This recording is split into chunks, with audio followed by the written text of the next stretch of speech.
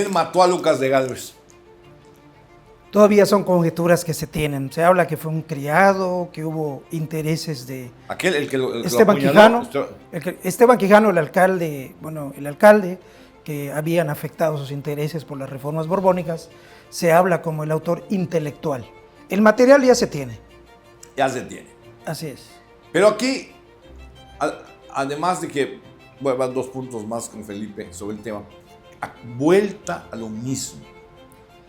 Volvemos a un personaje que es esencial en la colonia. Es importante. Esteban Quijano. Es importante. ¿Me entiendes? Él aparece en los líos de las divisiones y le entregan a una niña para que la cuide, que si no sé qué, que no sé cuánto. A él se le apareció la Virgen, a don Esteban Quijano. Pero aunque se le apareció la Virgen de San Sebastián, pues urdió que le dieran coche a este pobre de Lucas de Gálvez, que fue un gran capitán general. Así es, el primer intendente. Sí. El primer intendente. Pero sí, está bien, intendente. Pero fue uno, en el siglo XVIII hubo 3 grandes capitanes generales. Uh-huh. Figueroa y Silva. Figueroa y Silva. Lucas de Gálvez, el más vistoso, digamos. Y don Antonio Onelio Kelly. Antonio Onelio. Estoy bien. Bueno, dime una cosa, otra cosa que te quiero preguntar. ¿Qué será? ¿Por qué le dicen el capitán de los caminos a Lucas de Gálvez? Lo que pasa es que, hablando un poquito de historia, Lucas de Gálvez es pariente de José de Gálvez. Viene de Málaga, cuando lo nombran intendente. José de Gálvez es un virrey. Es un virrey, es su pariente, Lucas de Gálvez, sí. Es pariente de él. Viene de Málaga, Lucas de Gálvez. Antes de que lo nombren intendente de Yucatán, era teniente de rey, que era la otra autoridad importante de Campeche.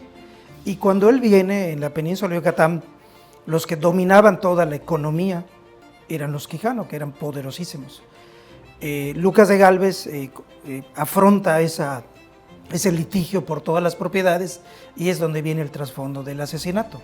Ahora, ¿por qué viene lo de los caminos? Porque, bueno, él es el primero que empieza a abrir lo que viene siendo el camino real, donde está el Arco de San Juan. Sí, había camino real para Campeche. Pero bueno, lo mejora. Lo mejora y le da un poquito más de... Y otros caminos. Claro, habían otros caminos, exactamente.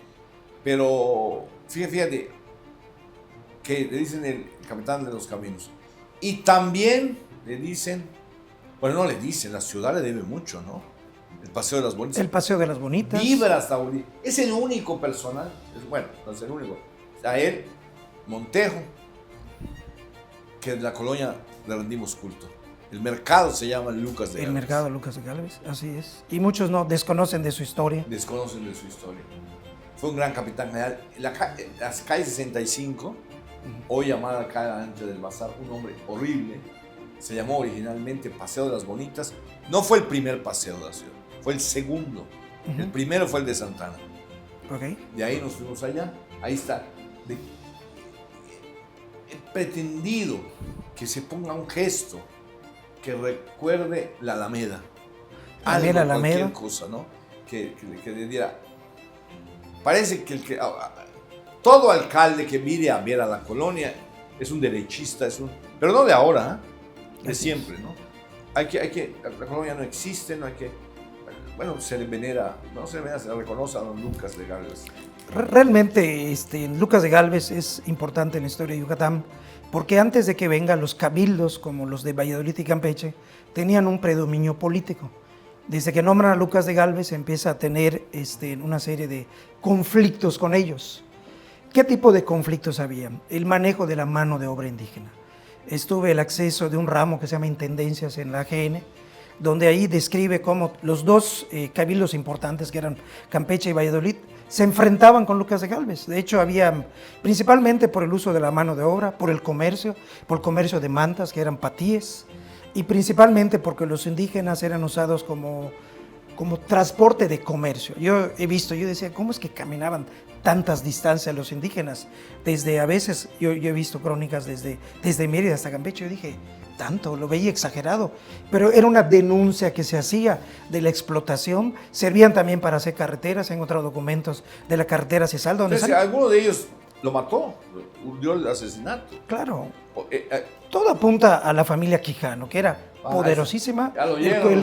El contrabando que había de mercancías. Sí, claro. Pero eso no eran los Quijano, estaba metida toda la élite.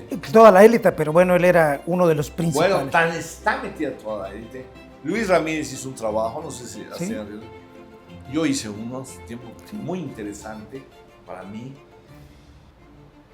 Influyó esto que estás diciendo, Felipe, del contrabando.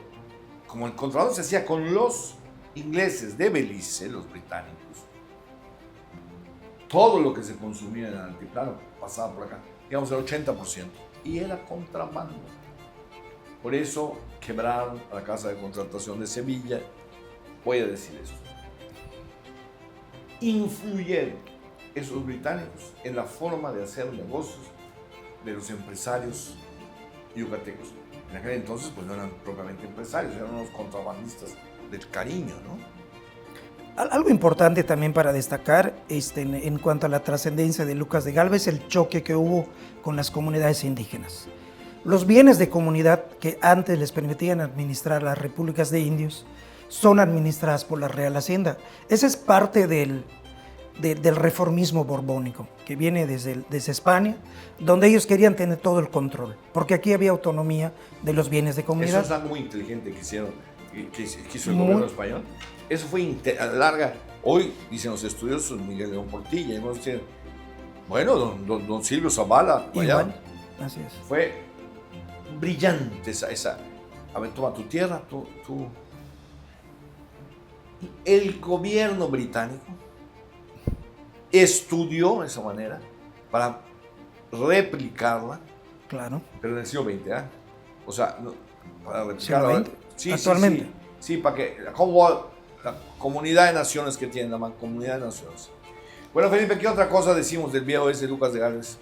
Yo, el trabajo que tengo hecho, que es la Intendencia de Yucatán, analizo principalmente el impacto de las medidas que tomó Lucas, los conflictos que tuvo con los cabildos, no solo el cabildo de Campeche, el cabildo de Valladolid y el de Mérida, también la afectación que tuvo las repúblicas de indios. Los bataves, que eran la autoridad máxima de las repúblicas de indias, están supeditadas bajo el control del gobierno.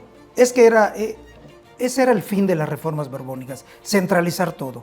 Esa relativa autonomía que tenían antes de que vinieran ya era administrada por ellos, por los oficiales reales, eran los que controlaban. Era la visión del Estado moderno. Del Estado moderno. Del Estado moderno en Occidente, ¿no? Así es. No podemos tener autonomías en indios. Eso va a tener, no se puede. Aquí la ley es todos iguales ante la ley, lo que no fue así, pero bueno. Es un principio liberal. Y tuve acceso a documentos donde se ve cómo las cajas de comunidad mermaron. O sea, antes por tener autonomía y ser administradas por las propias repúblicas de indios, mermaron porque todo ya era regulado por la Real Hacienda del Estado, o sea, de la Intendencia.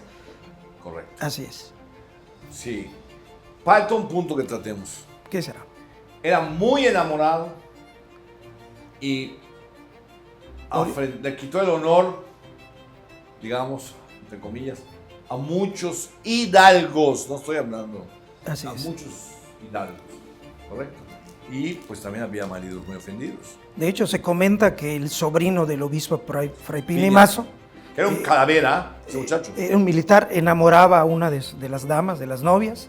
De hecho, a él lo procesan, lo agarran, Sí. lo llevan a San Juan de Ulúa. Llevaron a muchos. A muchos, pero digamos que el destacado es él porque era el sobrino del obispo. Y ya se piensa ya que había un conflicto iglesia-estado. O sea, de hecho, interviene el obispo Fray Pina y Mazo. Lo liberan al final, ¿no? Porque se descubre cuál había sido el móvil del asesinato. ¿Cuál fue el móvil?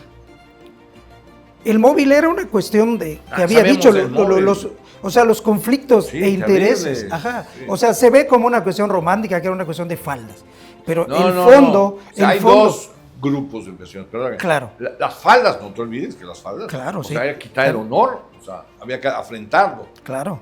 Por el otro lado, Algunos dicen, un poco tú, Felipe, sin decirlo, que fue víctima de las reformas borbónicas. Así Fue la es. sangre que se tuvo que pagar un poco en Yucatán por las reformas borbónicas. Así es, fue. Otro día vamos a hablar de las reformas borbónicas y por qué no los Quijano. No solo los Quijano. No. Todos los encomenderos Todos. se vieron claro. afectados. Así es. Correcto. Claro, mandaron cartas al rey pidiendo que sigan la encomienda, etcétera, etcétera. Un gusto, Felipe, te agradezco. Igualmente, mucho que Gonzalo, hayas venido. gracias a ti. Y vamos a transmitir vamos a ir allá a la conferencia y la vamos a transmitir. Te agradezco Dale. mucho, qué amable. Ándele, muchísimas gracias. Gracias. Si esta cápsula le gustó sobre don Lucas de Gálvez, recomiéndenos. Si no, diga lo que sea, no importa. Pero vea la próxima, a lo mejor esa le gusta.